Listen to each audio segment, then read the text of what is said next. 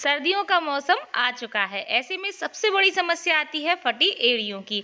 हम अपने पूरे शरीर की कितनी भी देखभाल क्यों ना कर ले, लेकिन अपने पैरों पर कभी ध्यान ही नहीं देते और इस वजह से हमारी जो एड़ियां हैं, हमारे पैर हैं, काफ़ी रूखे रूखे हो जाते हैं और फट जाते हैं।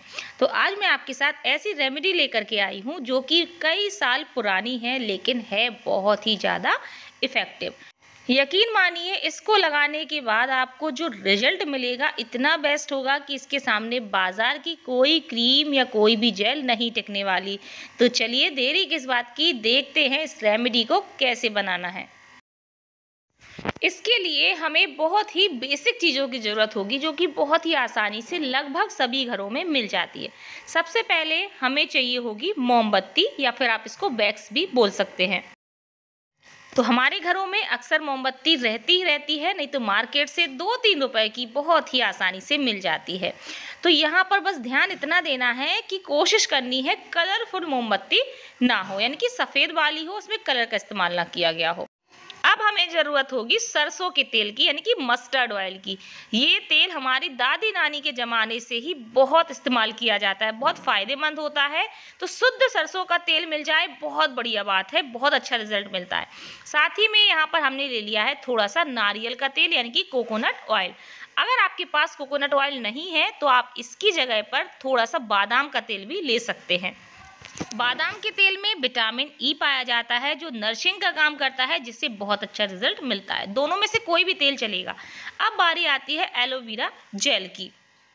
एलोवेरा जेल बालों से जुड़ी, स्किन से जुड़ी सारी समस्याओं के लिए बिल्कुल रामबाण चीज़ है। तो वैसे तो हम इसका सीधे एड़ियों में इस्तेमाल नहीं करेंगे, लेकिन हम आज जो रेमेडी बनाने वाले हैं उसमें हम इसका इस्तेमाल करेंगे। अगर आपके पास एलोवेरा जेल मार्केट वाला है तो सीधे सीधे आप वही इस्तेमाल कर लीजिए, लेकिन अगर आपके पास प्लांट लगा हुआ है तो सबसे बढ़िया है प्लांट का इस्तेमाल कर लिए। बिल्कुल शुद्ध एलोवेरा जेल आप इस्तेमाल करेंगे तो बहुत अच्छा रिजल्ट मिलेगा। तो बस आपको करना क्या है, इस तरह से जो लीव्स है इसकी ऊपर के हिस्से को अलग करना है चाकू की मदद से, और इसको छोटे छोटे से इस तरह से कट्स लगाने हैं चाकू से। इससे ये काफ़ी लिक्विडी फॉर्म में निकलेगा, बहुत ज़्यादा जो है इसके टुकड़े नहीं रहेंगे, तो जिससे ये आसानी हो जाएगी आपको इस्तेमाल करने में। तो आप देख सकते हैं मैंने नाइफ से काफ़ी सारे इसको कट्स लगा दिए हैं, तो काफ़ी लिक्विडी हो गया है। तो अब हम इसको एक कटोरी में निकाल लेते हैं। निकालने के बाद अगर आपको लगता है कि ये थोड़े से खड़े खड़े से इसमें टुकड़े हैं, तो या तो आप इसको अच्छे से फेंट लीजिए, या फिर आप इसको मिक्सी में थोड़ा सा जार में डाल करके चला लीजिए। तो इससे ये काफ़ी जो इसके टुकड़े हैं वो ख़त्म हो जाएंगे और ये काफ़ी लिक्विडी फॉर्म में आ जाएगा। या फिर सीधे सीधे बाजार का यूज़ भी कर सकते हैं। अब हम सबसे पहले इस मोम को लेंगे, यानी कि कैंडल को लेंगे। तो यहाँ पर बहुत ज़रूरी बात, क्वांटिटी का ध्यान रखना। तो देखिए मैंने छोटी कैंडल ली हुई है ना, इसलिए मैंने 2 कैंडल का इस्तेमाल किया। अगर आप बड़े साइज़ की ले रहे हैं तो बस एक ही लीजिएगा। तो अब आप क्या करें, या फिर एक पीलर ले लीजिए या चाकू, जैसे भी आपको बन जाता है, इसकी हेल्प से हमें इस मोम को अलग करना है और जो अंदर बाती है उसको अलग करना है। तो अगर थोड़ी सी नमी हो चुकी होगी मोम में तो ये पीलर से ही बहुत आसानी से निकल जाएगा, वरना आप चाकू की हेल्प से इसके मोम को अलग कर लीजिएगा। कैसे भी टुकड़े हो जाएं चलेंगे, लेकिन इसकी जो बाती है अंदर की उसको आपको अलग कर लेना है। तो लीजिए, दोनों ही मोमबत्ती की मोम को हमने अलग कर लिया है और बाती को अलग फेंक दिया है। अब हम चलते हैं आगे की प्रोसेस में। इस रेमेडी के लिए हमें क्वांटिटी का ध्यान रखना बहुत ज़रूरी है, वरना हम जो क्रीम बनाने वाले हैं, जो वैसलीन बनाने वाले हैं, वो ज़्यादा जम जाएगी, फिर आपको लगाने में दिक्कत होगी और इफ़ेक्ट भी अच्छा नहीं पहुंचा पाएगी। तो इसके लिए क्या करेंगे, हम एक चमचा ले लेंगे या कोई कप ले लेंगे या कोई कटोरी ले लेंगे, उससे हम सारा मेजरमेंट करेंगे। तो देखिए मैंने इस मोम को एक मीजरिंग कप में निकाल लिया है। अब हम लेंगे इस तरह से एक तड़का पैन नहीं हो तो कोई भी एक छोटी सी कटोरी ले लीजिए, कोई सा भी बर्तन ले लीजिए। तो बस मोम को हम तड़का पैन में डाल देते हैं। वही कप या कटोरी जो भी आप ले रहे हैं उसी से नाप करके आपको सेम उतनी ही क्वांटिटी में लेना है सरसों का तेल। जितनी क्वांटिटी में आपने मोम ली थी ना, तो देखिए मैंने 1 कप मोम ली थी, तो 1 ही कप इसमें हम सरसों का तेल डालेंगे। अब उसी कप से आधा कप हम लेंगे बादाम का तेल या फिर नारियल का तेल।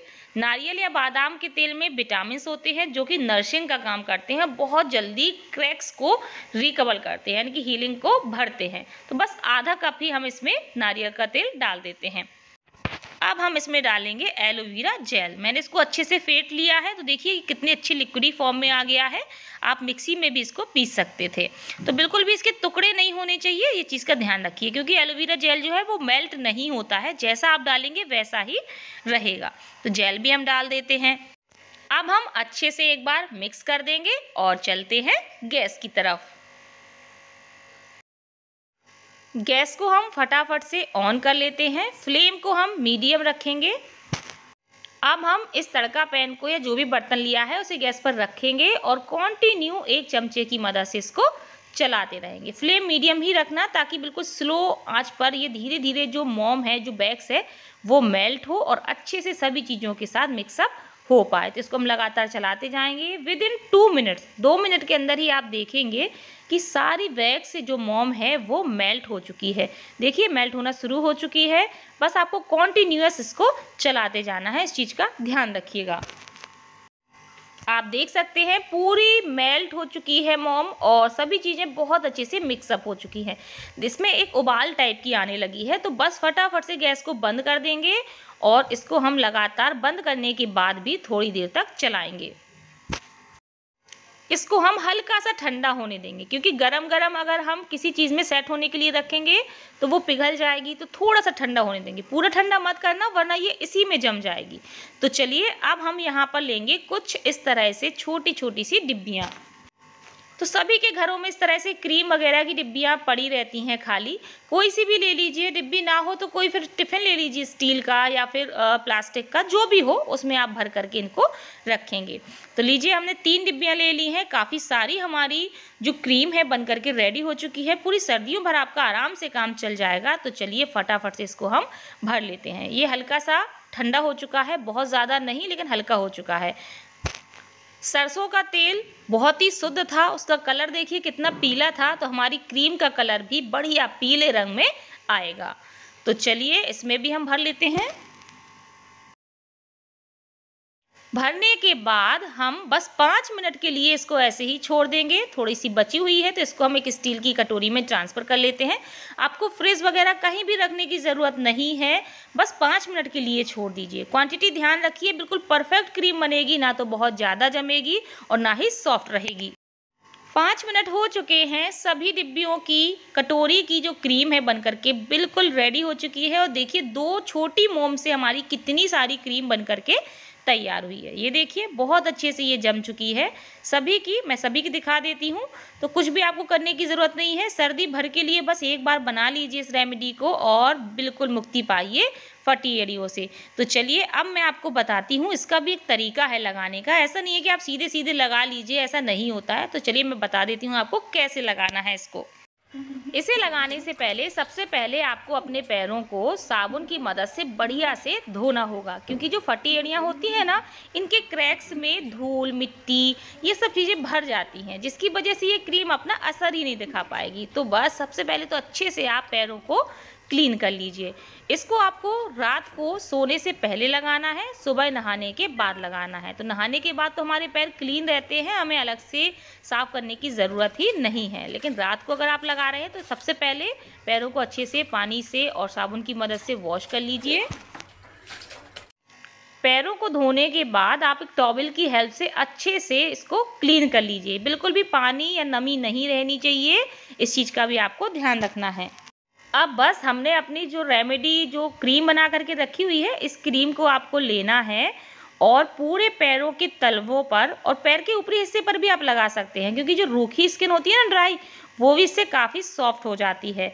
तो बस अच्छे से हम लगाएंगे। एड़ियों में आपको भरना है इस क्रीम को। जो क्रैक्स होती हैं, दरारें होती हैं, उसमें अच्छे से फिल हो जानी चाहिए क्रीम, और हल्के हल्के हाथों से रब करते हुए इसको आपको मसाज टाइप की करना है, ताकि बहुत अच्छे से फिलअप हो जाए क्रीम और पूरी एब्जॉर्ब हो जानी चाहिए। तो लगभग आप 3-4 मिनट तक हल्के हल्के हाथों से मसाज करते जाइए और अच्छे से क्रीम को लगा लीजिए। क्रीम लगाने के बाद पैरों में आप जुराब यानी कि मोजे पहन लीजिए।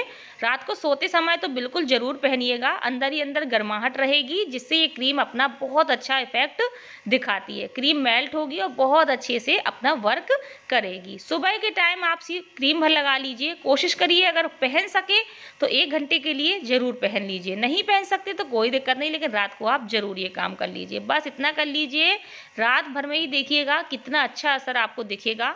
आप खुद ही हैरान हो जाएंगे कि घर की ये छोटी सी रेमेडी कितना बड़ा काम कर सकती है। बाजार की सारी क्रीम फेल है इसके सामने। बड़ा पुराना नुस्खा है, कोई नई चीज़ नहीं है, तो ट्राई ज़रूर करिए।